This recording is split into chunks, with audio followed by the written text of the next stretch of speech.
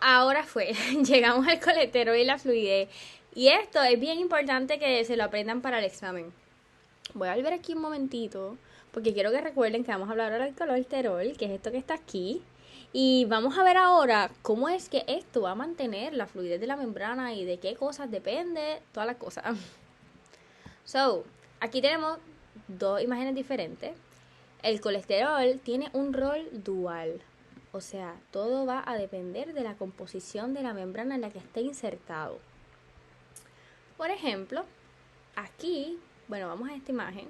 Tengo un fosfolípido y uno se pregunta, bueno, pues ¿qué es esto? ¿Un fosfolípido insaturado o saturado? ¿Qué ustedes creen? Y el truco es que, como les expliqué, acuérdense que los insaturados son con formación cis, tienen un codo. Así que aquí yo veo un codo. Esto es uno insaturado. Y aquí tenemos un fosfolípido saturado.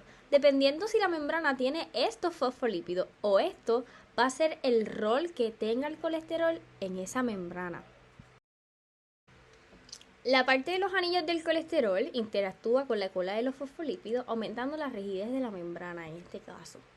Esa es la región más rígida, en el sentido que resiste deformación. Aquí en la imagen lo vemos verde. Vamos a imaginar que yo tengo una membrana donde todos son así, insaturados. Como lo vemos aquí, que también tiene el codo. Están insaturados. Esa membrana técnicamente sería bien fluida, porque no hay muchas interacciones por el codo. Si yo pongo un colesterol, él va a optimizar las interacciones van der Waals entre estos ácidos grasos insaturados. Va a provocar que la bicapa se empaquete mejor.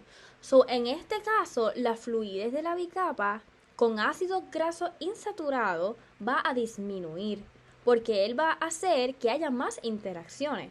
Por ejemplo, aquí lo verde es el colesterol. Si tengo muchos insaturados, y le empiezo a meter colesterol, entonces se va a propiciar que empiecen a interaccionar entre ellos. En este caso, ácidos grasos insaturados, le pongo colesterol, disminuye la fluidez.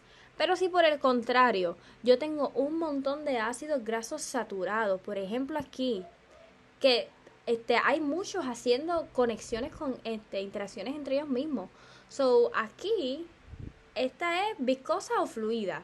¿Qué ustedes creen? Esta membrana sin colesterol sería viscosa porque hay mucho empaquetamiento, muchas interacciones. En ese caso, si yo pongo un colesterol entre todos esos grasos saturados, el colesterol va a hacer que ya no haya tanta interacción entre esos ácidos grasos. En este momento, en este tipo de membrana, el colesterol no va a disminuir la fluidez como aquí. Al contrario, va a aumentar la fluidez porque está disminuyendo las interacciones entre los ácidos grasos saturados. Otra cosa importante es que el colesterol y el TM, que vimos que a mayor temperatura, mientras más caliente, por así decirlo, pues más fluida era la membrana. Pero el colesterol también va a tener un efecto aquí. Por ejemplo, vemos esta rayita así. Eso rojo lo pueden ignorar, es que yo le tiré screenshot a ese PowerPoint cuando yo estaba tomando la clase para mis notas. Pero esto es cuando no hay colesterol, que si nos fijamos, la fluidez es mucho más, igual que el solid like, por así decirlo. Y miren cuando está el colesterol. Lo que se ha observado es que el colesterol organiza la membrana. Y por ejemplo, si insertamos en la membrana y esta corresponde a cambios en temperaturas, como vemos aquí, a medida que la temperatura disminuye, el colesterol va a inferir con que esa membrana se empaque. Cuando hay poca temperatura, ¿verdad? Se supone que veamos algo solid-like como aquí. Pero si tiene colesterol, el colesterol va a evitar que eso se ponga bien solid-like. Porque miren la diferencia aquí. Si se fijan, la de no colesterol está más solid-like, por así decirlo, que la que tiene colesterol. Y va a ser igual viceversa. Si aumento la temperatura, el colesterol va a evitar que ese momento de flexión entre las colas de hidrocarburos, como se agarra, pues va a evitar eso. El colesterol a temperaturas frías va a evitar va a ser como una cuña, evitando la rigidez, como un codo, por así decirlo. Y a temperatura alta, pues va a favorecer las interacciones para que no sea tan fluida como una membrana que no tiene colesterol. Así que ya vimos los lípidos que hay en la membrana y sabemos que la membrana, como es un mosaico fluido, pues también tiene proteínas que son bien importantes, son receptores, transporte, enzimas, etcétera. Y le voy a meter turbo porque nos falta un montón de cosas. Tipos de proteínas membranales. Hablando por encimita, porque ustedes ya vieron esto en la clase, sabemos que hay periféricas, integrales, ancladas a lípidos, GPI, monotópicas, transmembranales, todas estas forman parte de las integrales. Y así por encimita repasando, periféricas, por ejemplo estas, 7 y 8, estas no van a estar como que dentro de la membrana. Ellas van a utilizar un anclaje. Van a estar asociadas a una proteína transmembranal. Que también son proteínas aquí, miren aquí, que estas son proteínas transmembranales. Van a atravesar la bicapa de un lado a otro. Tenemos las que son ancladas a lípidos, míralo aquí, tenemos este anclaje de lípidos y tenemos la proteína. Tenemos la GPI, que es la 6, recuerden que los polipéptidos están hacia afuera de la bicapa. Y tenemos las monotópicas, que en este caso sería la 4, que hay una parte de la secuencia de la proteína que va a estar insertada en la bicapa.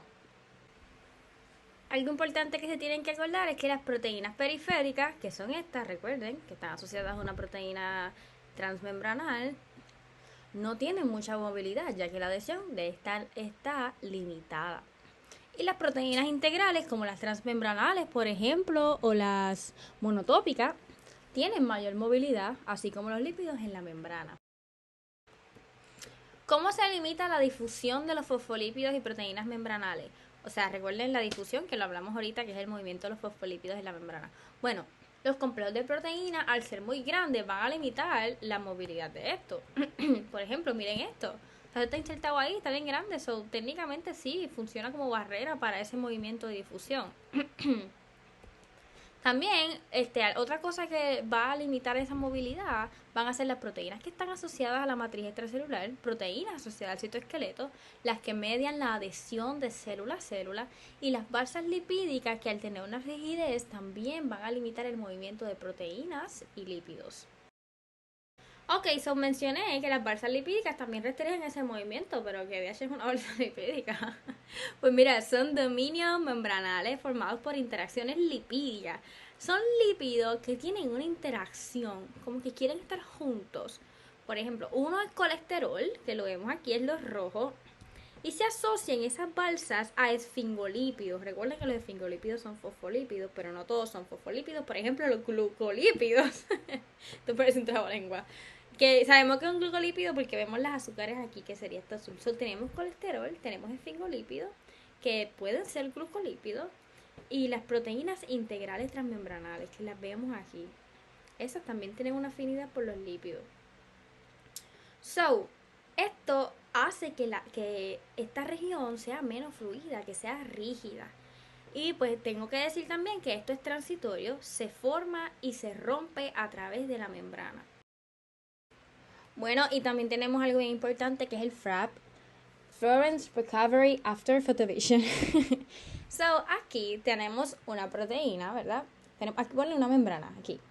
Y todas las proteínas de esta célula, los fosfolípidos, whatever, lo que hay en la membrana, está marcado. Todas tienen una estrellita. Vamos a poner que esto es que está fluorescente, está marcada fluorescentemente. Y el microscopio tiene como un láser que va a irradiar un área específica de la célula. Ponle que irradiamos aquí, este canto, lo blichamos en buen puertorriqueño. Al irradiarla va a coger el fluoruro y lo mata, por así decirlo. Y una vez blanqueado, entonces jamás vuelve a ser fluorescente. No es como que él se blanquea y entonces al ratito pues eso mismo que blanqueamos tiene la capacidad de volver a ponerse el fluoruro. No funciona así.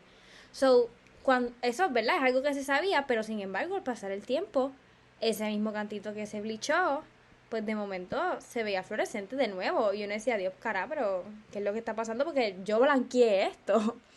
La única forma es que hayan proteínas fluorescentes de otros lados, de aquí, porque para acá sí había fluorescencia, no blichamos aquí, pues moviéndose a esa área. Esto se llama recuperación de la fluorescencia luego de ser blanqueado por FRAP. Y eso es algo bien importante. Y en esta gráfica vemos la recuperación. Primero estaba blichado, ¿verdad? Por así decirlo. Disminuye y comienza, o sea, en el bleach, pues obviamente disminuye la fluorescencia y entonces comienza a recuperarse. Además de lo del frap, ¿verdad? Que vemos cómo es ese comportamiento de que hay difusión, de que se mueve lo que está ahí. Otra cosa que aportó a ver el comportamiento de la membrana y que la membrana fluida fue el experimento de fusión de células de ratón y humano. Que ustedes me parece que lo vieron en la clase.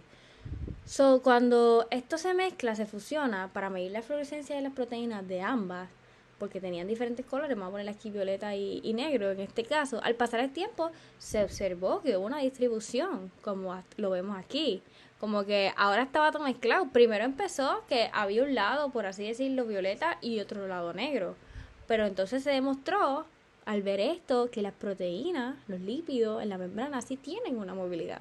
En fin, esto proveyó una evidencia fundamental de que la membrana es fluida, un mosaico fluido. Hasta aquí este repaso del capítulo 10.